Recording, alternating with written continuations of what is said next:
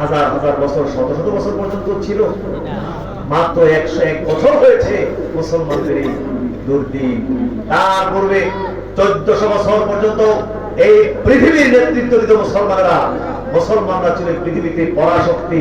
বর্তমানে পশ্চিমাদেরকে যেরকম সারা পৃথিবীর মানব ভয় পায়, আমেরিকাকে ভয় পায়, ঠিক এইভাবে 1400 বছর পর্যন্ত সারা পৃথিবীর মানুষ মুসলমানদেরকে ভয় পায়। আল্লাহ রাসূলের যুগ হতে শুরু করে সে আব্বাসী উমাইয়া খেলাফত লম্বা সময় শাসন করেছে, তারপরে আব্বাসী খেলাফত শাসন করেছে লম্বা সময়, আস্তে আস্তে উসমানী খেলাফত লম্বা সময় শাসন করেছে। এই উসমানী খেলাফতের পতন হয়েছে, তুরস্ক যে রাজধানী ছিল সেই খেলাফতের, এই উসমানী খেলাফতের পতন হয়েছে আজ থেকে কত বছর আগে? 1924 সনে উসমানী খেলাফতের পতন হয়েছে, আর আজকে হলো 2025। তাহলে কত বছর হলো? 101 বছর হলো মুসলমানদের পতন। আর 1400 বছর পর্যন্ত এই পৃথিবীতে ছিল মুসলমান পরাশক্তি। এই কাফেররা দেখলো, এই ইউরোপ আমেরিকা ওরা দেখলো, এবং ওদের সাথে মুসলমানদের রাজত্বের দ্বন্দ্ব ছিল। ওরা দেখলো সর্বনাশ, মুসলমানরা যে কোরআন সুন্নাহর সিস্টেমে রাজনীতি করতেছে, খেলাফতের আদলে রাজনীতি করতেছে, এর উপর যদি মুসলমানরা থেকে যায় তাহলে 1400 বছর না 14 কোটি বছরও মুসলমানদের হাত থেকে রাজত্ব নেওয়া যাবে না। তাদেরকে এই সিস্টেম থেকে বাতিল করে নিয়ে আসতে হবে, তাদের ঈমান ধ্বংস করে দিতে হবে, ঈমানের উপরে হামলা করতে হবে, এদের আখলাকের উপরে হামলা করতে হবে, এদের চরিত্রের উপরে হামলা করতে হবে, আমলের উপরে হামলা করতে হবে। যতক্ষণ পর্যন্ত এগুলোর উপর হামলা করে কাবু করতে না পারবো, ততক্ষণ পর্যন্ত মুসলমানদেরকে পরাজিত করা যাবে না।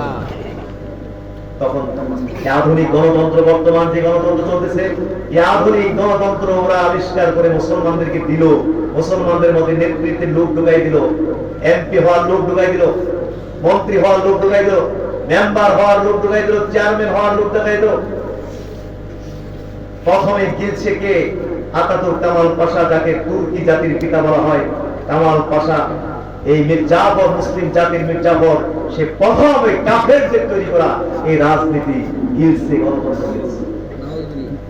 এরপরে এই শুরু হলো আর কি মুসলিম জাতির মধ্যে পতন হয়ে গেল। 2024 সনে মুসলমানদের পতন হলো। আজ পর্যন্ত এই পৃথিবীর নিয়ন্ত্রণ আছে কাফেরদের। এই যে নিয়ন্ত্রণ গেছে, এখন পর্যন্ত কাদের হাতে আছে নিয়ন্ত্রণ? এই পৃথিবী আমেরিকা শাসন করছে, সারা পৃথিবী শাসন করছে কে? আমেরিকা, পশ্চিমারা শাসন করছে। বাংলাদেশ চালায় কারা? জোরে বল না, বাংলাদেশ কি ডক্টর ইউনূস চালায়? আমেরিকা। শেখ হাসিনার খালেদা যে চালায়? নো, এই দেশ চালায় আমেরিকা চালায়। এই জন্য দেখেন না, জায়গা মতো পূজা দিতে হইব, তো নাইলে তো টিকবেন না। ডক্টর ইউনূস সাহেব, তারপরে বিএনপির মির্জা ফখরুল ইসলাম আলমগীর, জামাতের তাহের নাকি যে নাম, তারপরে এরকম আরো অন্তত 100-র উপরে রাজনীতিবিদ গেছে আমেরিকায়, গিয়ে পূজা দিয়েই তো জায়গা মতো। কারণ এই গণতন্ত্রের মালিক যে, পূজা না দিলে তো রাজনীতি পূজা দিয়ে আসে। বাংলাদেশ কি আমাদের দেশের লোকেরা চালায়? কোনদিন সম্ভব নয়। বাংলাদেশে গণতন্ত্র আছে না?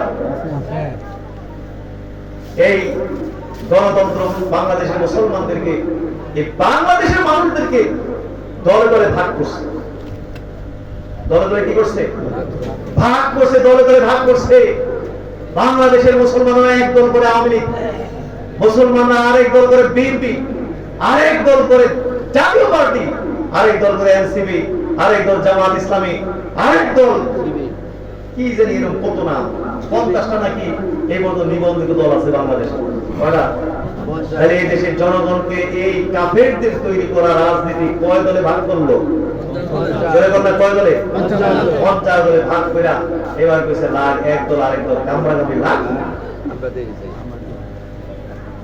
আওয়ামী লীগের মুসলমানরা 17 বছর ক্ষমতায় ছিল। বিএনপি সহ বিরোধী দলে যারা ছিল তাদেরকে যেখানে পেয়েছে সেখানে পিটিয়েছে, মেরেছে, গর্তে বিদেশে লুকিয়ে পালিয়ে বাঁচতে হয়েছে। আবার এখন আওয়ামী লীগের দলের মুসলমানদের পতন হয়েছে, বিএনপি সহ বিরোধী দলের মুসলমানরা আবার ওই এদেরকে যেখানে পায় সেখানে পিটিয়ে মারে কাটে। এই যে কামড়াকামড়ি লাগাই দিচ্ছে কেনা, যারা ওখান থেকে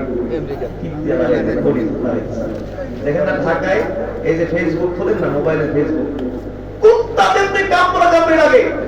ঢাকায় দেখবেন একজন মুসলমানকে অন্তত 500 মুসলমান চাচ্ছে যে একজন কুত্তার মতো কামড়ে সিরা দিচ্ছে। কুত্তার কামড়া কামড়ে দেখছেন না? আমার দরবারে দেখবেন মাহফিলে পড়ে যায় কুত্তা যে এলাকার কুত্তা বাড়িতে সব যায়। গরু জমা বুঝেন না, গরুর গোশতের গ্রাম পেলে কুত্তা কি আর ভাই খায়? দরবার হাজির হয় বুঝতে মাঝে মাঝে দেখি কুত্তা এই যে মানে গরুরা হাত দিল এমন কামড়া কামড়ি করছে, বাঁশ দিয়ে বাইরে কুত্তার কামড়া কামড়ি জোড়ান যায় না। এই যে ঢাকায় দেখে ঠিক কুত্তার কামড়া কামড়ির মতো একজন মুসলমান তো 500 মুসলমানের লাগাইছে, তার কুত্তার মতো কামড়ে সিরা খেলা। মুসলমান অগাধ, মুসলমান আবেগী, খালি মুসলমান দৌড়ে। হাজরিন, এগুলো সব হারাম কাজ। এগুলো সব কি কাজ? এগুলো সব হারাম কাজ। এইভাবে কাফেররা আমেরিকা এই দল তৈরি করে, এই দল সেটা 100 বছর আগে কি এই দল ছিল নাকি? জোরে বলে এই দল সিস্টেম ছিল? আবু হানিফা কারে ভোট দিয়েছে? ইমাম শাফি কাকে ভোট দিয়েছেন? আহমদ ইবনে হাম্বল, ইমাম বুখারী কাকে ভোট দিয়েছেন? 100 বছর আগে তো এই ভোট দিয়েছেন, কেডা কারে ভোট দিয়েছেন? এখন অনেকে দেখেন ইসলামকে তারা বিকৃত করে এরা কয়েছে হুজুর ভোট না দিলে গুণ হইব না। আমি তো দিলে গুনাহ হবে। কিভাবে মানুষের ব্রেন ওয়াশ করছে, ভোট না দিলে গুনাহ হইব না। আবু হানিফা কারে ভোট দিল? ওনার গুনাহ হয়েছে কিনা? শাফি, বুখারী 101 বছর আগে তো এরকম এই সিস্টেমই ছিল না, তারা তো কাউরে ভোট দেয় নাই, তাদের গুনাহ হয়েছে। ব্রেন ওয়াশ করছে, কেমনে আমাদের ইসলাম বিকৃত করে আমাদের দুনিয়া আখেরা ধ্বংস করছে। যাকে হবে এই জন্য আমরা এই হারাম রাজনীতি করি না। খোদার কসম, এই হারাম তরিকার রাজনীতি করে কোন পীর হোক, কোন মুহাদ্দিস হোক, কোন মুফতি হোক, কোন যুদ্ধ হোক, যত বড় বুজুর্গ দাবি করুক না কেন, খোদার কসম জাহান্নাম ছাড়া তার আর কোনো দ্বিতীয় রাস্তা নাই। কোটি কোটি পাপ এই রাজনীতির মধ্যে, হাজার হাজার লাখ লাখ কোটি কোটি মিথ্যা কথা বলতে হচ্ছে এই রাজনীতির কারণে। হাইতে এক কথা কয়, বইয়া এক কথা কয়, ঘুরতে এক কথা কয়, সকালে এক কথা কয়, বিকালে এক কথা কয়, কোটি কোটি মিথ্যা কথা কয়, লম্বা লম্বা ঝুঁকা করে আবার ইসলামী দল পর্যন্ত দাবি করে যে আমরা ইসলামী দলের নেতা। কোটি কোটি মিথ্যা কথা। এই রাজনীতি কাফের বানাই ফেলতেছে আমাদেরকে।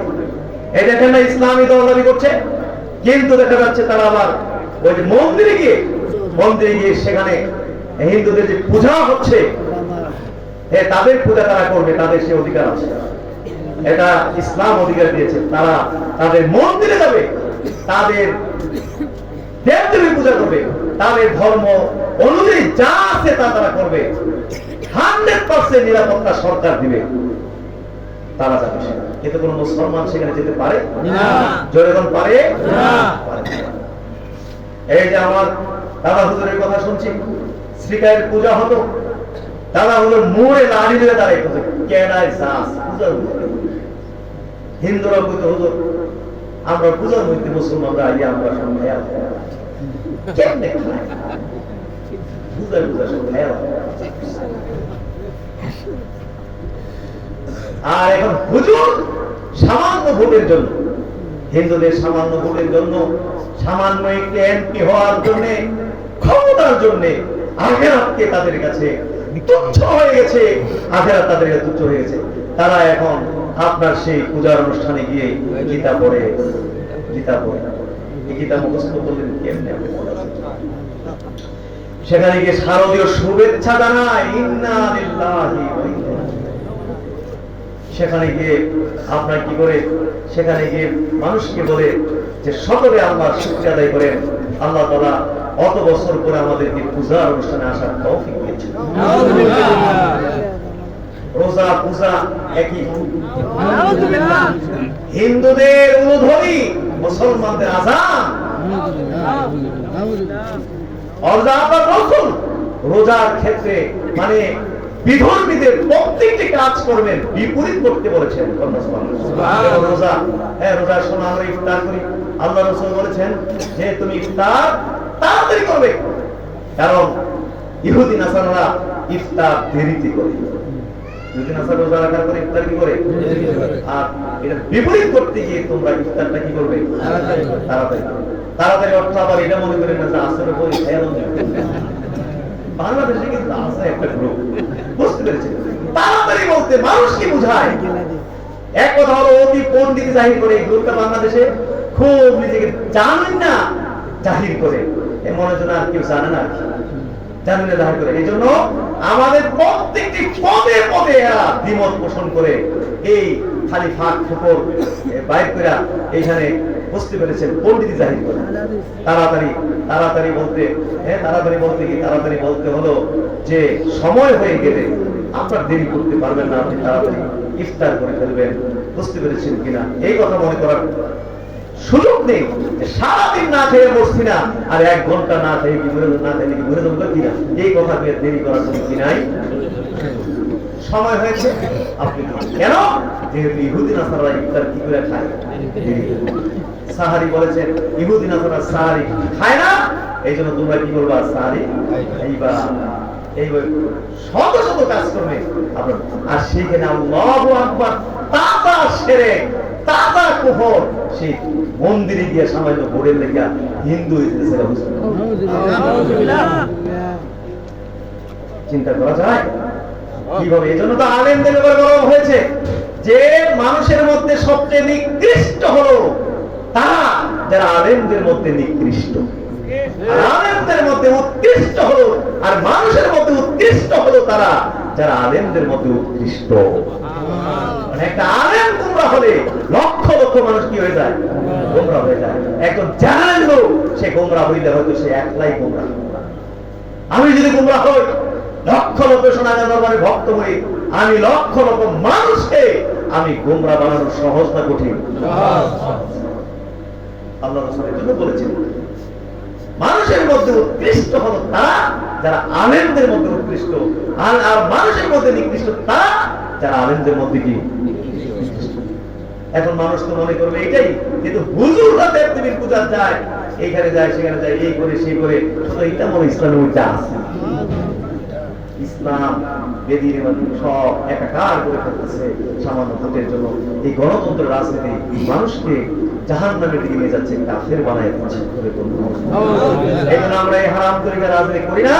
এবং আমি অনুরোধ করবো, আমার কথা আমি বলে যাবো, আপনারা কি করবেন না করবেন সেটা আমার সব কথাতে আপনারা মানবেন, সেটা তো আমি জানি যে এটা হবে না। আমার কথা, আমার দায়িত্ব, যেহেতু সোনাগাঁ দরবারের সাথে সম্পৃক্ত, আমার এলাকা, আমার দায়িত্ব বেশি, এবং আপনাদের হক অধিকার সোনাগাঁ দরবারের উপরে বেশি, এবং আপনারা দায়িত্ব দিয়েছেন সোনাগাঁ দরবারকে কোরআন সুন্নাহর কথাগুলো নির্ভেজাল ভাবে আপনাদের সামনে উপস্থাপন করার জন্য। এবং আমরাও দায়িত্ব নিছি, আমরা যাদের দায়িত্ব নিছি সারা দুনিয়ার মানুষকে আমরা হয়তো বোঝাতে পারবো না, কিন্তু আমাদের সাথে যারা জড়িত তাদের কিন্তু অন্তত আমার কথা কিন্তু শোনাই দিতে পারবো। শোনাইতে পারবো, আমার কথা শোনাই দিয়ে গেলাম। সুতরাং এই সমস্ত রাজনীতি করবেন না। আপনি কারে ভোট দিবেন, যারে ভোট দিবেন, অবশ্যই অবশ্যই সে অন্যায় করতেই হবে। তার মধ্যে হিংসা থাকবে, তার মধ্যে দলাদলি থাকবে, প্রতিপক্ষের উপরে জুলুম হবে, তারপরে রাস্তাঘাট চাঁদাবাজি, ধান্দাবাজি, এই ইকোগুলোর টেন্ডারবাজি, এই সমস্ত হাজার হাজার অন্যায় পাপ তারা হবে। তারা আপনি শুধু একটা ভোট দিয়া দেখা যাবে যে এইবার কোটি কোটি টাকা খাইয়া জাহান্নামী, আর আপনি ছাগলের 3 নম্বর ছাওয়ের মতো না খাইও না, আপনি দললেন না, শুইলেন না, খাইলেন না, খালি অন্যায়ে সহযোগিতা করার জন্য একটু ভোট দেওয়ার কারণে সমান অন্যায়ের অংশীদার আপনিও হয়ে গেলেন, গড়ে হয়ে গেলেন। এই জন্য আমার বাবা দাদা কেউ ভোট দেয় না, আমিও খাই নাই, তাহলে কি হচ্ছে? কোনো সমস্যা? এগুলো ইসলামিক কথা, ইসলাম বিকৃত করা, এদের ষড়যন্ত্র থাকতে হবে। 1 মিনিটে শুধু এটা বলবেন, তাহলে বলবেন যে হুজুর তাহলে সরকার টরকার কেন হইব? সরকার ছাড়া কি দুনিয়া চলবে না? হ্যাঁ অবশ্যই সরকার হবে। ইসলাম মুসলমান, বুঝতে পেরেছেন কিনা? ইসলামের রাজনীতি আছে না নাই? জনগণ আছে কিনা? কোরআন হাদিসের রাজনীতি আছে কিনা? রাজনীতি মানে রাষ্ট্র পরিচালনার রীতিনীতি। জনগণ সুবহানাল্লাহ। কোরআনে হাজার শত শত আয়াত আছে না নাই? হাদিসে কিতাবুল ইমারাত, কিতাবুল হুদুদ, কিতাবুল কিসাস এগুলো আছে না নাই? আচ্ছা, রাষ্ট্রীয় নিয়ম কানুন সম্পর্কে হাদিস আছে। আল্লাহ রাসূল নিজেও রাষ্ট্রনায়ক ছিলেন, খোলাফায়ে রাশিদিনরা রাষ্ট্রনায়ক ছিলেন। সুবহানাল্লাহ। ইসলামের রাজনীতি আছে, তবে এই হারাম সিস্টেমে যে রাজনীতি, এই রাজনীতির সাথে ইসলামের কোনো সম্পর্ক নাই। এটা আগে প্রত্যাখ্যান করতে হবে। এই রাজনীতি আমাদের কাজ হবে দাওয়াতের মাধ্যমে আমরা এই রাজনীতির সিস্টেমটাকে পরিবর্তন করতে হবে।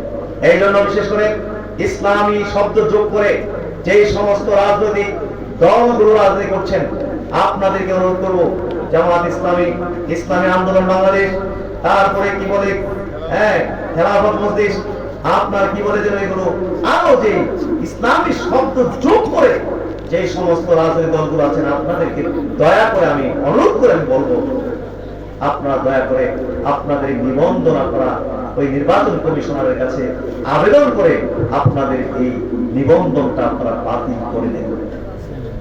এর আগে প্রত্যাখ্যান করতে হবে হুজুররা। এই কাফেরদের দালালি রাজনীতি আগে বন্ধ করতে হবে কাদেরকে? হুজুররা। এরপরে আমরা বিএনপিকে ধরবো, আওয়ামী লীগকে ধরবো, জাতীয় পার্টি, দুনিয়াদার যে সংগঠনগুলো আছে এদের ধরবো, বলবো যে দেখুন কবরে যেতে হবে আপনাদেরকে। আমাদেরকে দালাল হিসেবে খাওয়াচ্ছে সেই পশ্চিমারা, আমেরিকা আমাদেরকে দালাল হিসেবে খাওয়াচ্ছে। আওয়ামী লীগ কথা ক্ষমতায়, আওয়ামী লীগের ক্ষমতায় পাঠালো, পাঠানোর পরে পাঠাবে, আওয়ামী লীগ কথা না শুনলে আবার তো পার্টি আরেকটা বানায় রাখছে, বিএনপির হাতে নিয়ে আওয়ামী লীগের বারোটা বাজাবে, আর বিএনপির ক্ষমতায় নেবে। আবার বিএনপি যদি কথা না শুনে তাহলে আরেকটা পার্টি তো আমার হাতে আছে, লিডারে হাতে নিয়ে লিডারে বারোটা বাজাবো। এই ধরনের এই লাগায় লাগায় লাগায় লাগায় আপনার তারা তাদের বুঝতে পেরেছেন রাজত্বই সারা দুনিয়ার এই সুযোগ বন্ধ হয়ে যাবে, কাফের দালালি বন্ধ হয়ে যাবে। সুতরাং এগুলো ছেড়ে দেন, দয়া করে ছেড়ে দেন। কবরে যেতে হবে, মরতে হবে, দুনিয়ার এই সমস্ত তন্ত্রমন্ত্র এগুলো হারাম। তাইলে আজকাল 500 5 বছর 10 বছর আমরা বুঝাই যে যদি এই দেশ থেকে গণতন্ত্রকে প্রত্যাখ্যান করতে পারি তাহলে গণতন্ত্র মুক্ত হয়ে যায়। এরপরে আমরা চিন্তা করবো আমরা দেশ কেমনি আমরা সরকার গঠন করবো, এটা আমরা ব্যাপার। আমরা দেশ এটা নির্বাচন হয় না হয় আমেরিকার কি এখানে, আমেরিকা এরা এখানে ভিজিট করতো, ইউরোপিয়ানরা আসতেছে কি লেগা, অমুক দেশের এই তমুক দেশের সেই, বাংলাদেশে কি হারাম। দেশ যদি আমাদের হয় কেমনে চালাবো এই দেশ, এটা আমরা চিন্তা, আমরা চালাই না, চালাই কারা? সবাই কিন্তু দালাল, কিন্তু একজন একজনে কি কয় দালাল কয়, কিন্তু আসলে সবই রাজনীতি, সবই কি দালাল। সুতরাং এইভাবে যদি প্রত্যাখ্যান হয়ে যায়, এরপর ইসলামী সিস্টেম, রাষ্ট্রপতি হবে ইলেকশন, এমপি মন্ত্রীগুলো ইলেকশন না, সব মনোনীত, ডিসিজে মনোনীত, টিউর মনোনীত, ওসি মনোনীত, সচিবরা মনোনীত, মন্ত্রী পরিষদ মনোনীত। শুধুমাত্র একটা জায়গায় হলো এই ইলেকশন দিয়ে রাখছে এদের মধ্যে, এই যে এমপির মধ্যে, মেম্বার চেয়ারম্যান মধ্যে, কারণ কামড়াকামি লাগে নিয়ন্ত্রণ নেওয়ার জন্য। এই জন্য এটা এই যে ডিসিজে আমরা আনছি কুমিল্লায়, কি আপনারা ভোট দিছিলেন? এই যে ডিসি সাহেব কি ভোট দিয়ে আনছেন নাকি? এই যে টিউর সাহেব যে মুরাদনগর করে কি ভোট দিয়ে, মুরাদনগর মানুষ কি ভোট দিয়ে আনছেন? ভোট হিসাবে আনছেন? তো সব জায়গায় তো মনোনীত, খালি শয়তানিটা হলো এই এমপি আর মেম্বার চেয়ারম্যানের মধ্যে এই শয়তানি লাগাই রেখা ওই নিয়ন্ত্রণ করতেছে।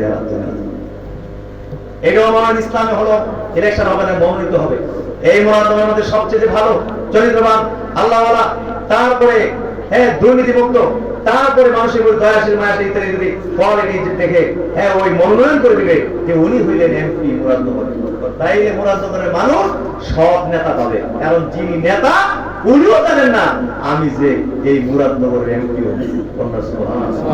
তাইলে আর এত নেতা সিস্টেম, ক্যাডার সিস্টেম, টেন্ডারবাজি, কন্যাকুতি, মুরামুরি কিছুই থাকতো না। 20 লক্ষ মানুষ খুন করেছে স্বাধীনের পর থেকে এই পর্যন্ত এই রাজনীতি বাংলাদেশের 20 লাখ, আপনি হিসাব করে দেখেন, স্বাধীনের পর থেকে এই পর্যন্ত বাংলাদেশের 20 লক্ষ মানুষকে হত্যা করেছে এই কাফেরদের তৈরি করা রাজনীতি। গুম করেছে কোটি কোটি মানুষকে, মামলা মোকদ্দমা, ধরাধরি, পুরো জাতিকে বিষাক্ত করে ফেলেছে। যদি এই সিস্টেমের রাজনীতি এই দেশ থেকে উধাও হয়ে যায় তাহলে বাংলাদেশ আর একটা মানুষও মরবে না, একটা মানুষ আর গুম হবে না, বাংলাদেশ পানির মতো চলবে। এই রাস্তা শুধু এই যে বালু ইট দিয়ে না, এই রাস্তা স্বর্ণ দিয়ে বান্ধান যায়। এই জন্য ইসলামের উপরে আসার জন্য এই বর্তমান সরকার বুঝতে পারে ইসলাম সম্পর্কে এদের কোনো জ্ঞান নেই, নলেজ নেই। আমরা এই উপদেশটা সরকারকে আমরা বলবো, প্লিজ এই আপনারা যেহেতু সংস্কার করতেছেন, আমাদের সোনালী দরবারের পক্ষে দাবি হলো টোটাল এই রাজনৈতিক সিস্টেমটাকে বঙ্গোপসাগরে ফেলে দিয়ে আল্লাহ রসুলের যে সিস্টেমের যে রাজনীতি, এই রাজনীতি বাংলাদেশে আপনারা চালু করেন। আপনারা কি সবাই এই দাবিতে একমত আছেন? হাত করতে পারবেন? নারে তাকবীর, আল্লাহু আকবার, নারে রিসালাত, ইয়া রাসূলুল্লাহ, কুরআন সুন্নাহর আলো ঘরে ঘরে জ্বালো, কুরআন সুন্নাহর আলো ঘরে ঘরে জ্বালো, সোনাগাজী দরবার শরীফ জিন্দাবাদ জিন্দাবাদ। এই কথা, 5 ওয়াক্ত নামাজ পড়বেন, হালাল খাবেন, হারাম খাবেন না, এক স্ত্রী মেয়েদেরকে নামাজ পড়ার নির্দেশ দিবেন, এবং ছেলেদেরকে 7 বছর বয়সে নামাজের আদেশ দিবেন, 10 বছর বয়সে নামাজে না গেলে প্রয়োজনে কিছু মৃদু শাসন করবেন। রাজি আছেন কিনা? এই পরিবারটাকে চালাইতে রাজি আছেন কিনা? আমার কথা শেষ। আল্লাহ যেন আমাকে এগুলো আমল করার তৌফিক দান করেন। জয় বলুন আমিন, আল্লাহুম্মা আমিন। আজকের এই মাহফিল ইন্তজাম করেছেন জনাব, কি নাম? জনাব জাহাঙ্গীর আলম